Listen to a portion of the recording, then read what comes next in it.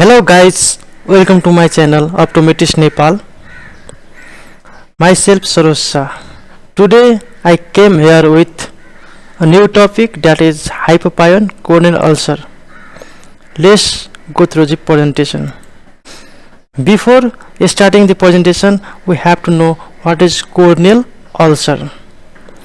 Corneal ulcer may be defined as discontinuations in normal epithelium surface of cornea associated with necrosis of the surrounding corneal tissue.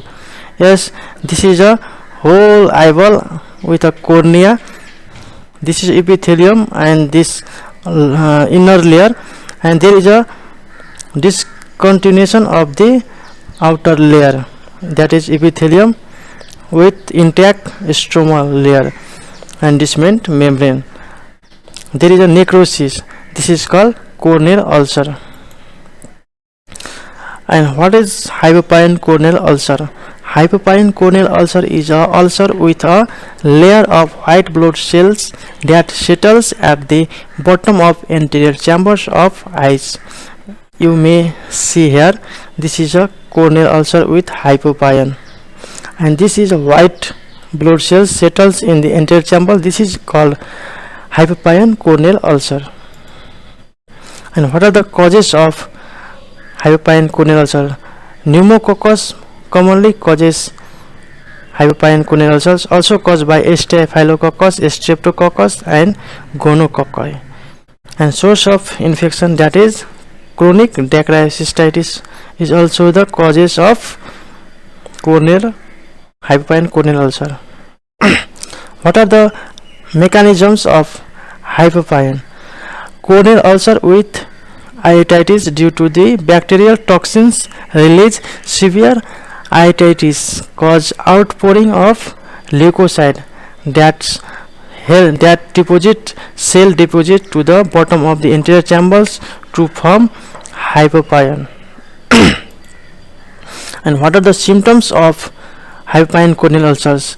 We may feel like this: pain, redness, watering, discharge, photophobia, decreased visions and foreign body sensation. These all are the symptoms of Hypopyon corneal ulcers. And what are the signs? The pus are seen in anterior chamber. And what are the investigations we should do? Physical examination. Always check visual acuity and intraocular pressures, and also pupillary response. Then also examine eyelids and conjunctiva, where the eyelashes in turn into cornea or not, and the position and the clearance of the conjunctiva. Slit lamp examination. We use slit lamp examination to examine size, shape and location of the lesion in the cornea.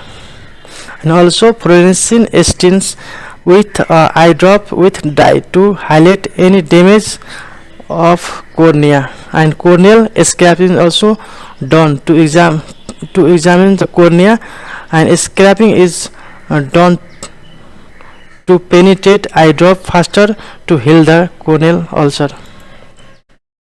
Ulcer characters, that is defined by three types: margin, ill-defined, progressive, and that is active, and base is dry, depth is infiltrate. And second one is stain the ulcer with fluorescein dye. That may know the exact dimension of epithelial defect. If a small epithelial defect, there is a more infiltrate. And roplast must be done if there is non-healing corneal ulcer. Regurgitations on pressure over lacrimal sac. You can see here, pressing on lacrimal sac and push is come from the upper punctum. Regurgitation of mucopurulent discharge from upper punctum.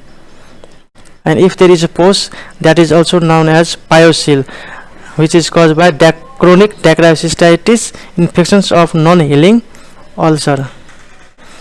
Corneal ulcer 4 years rule. Record 4 years rule.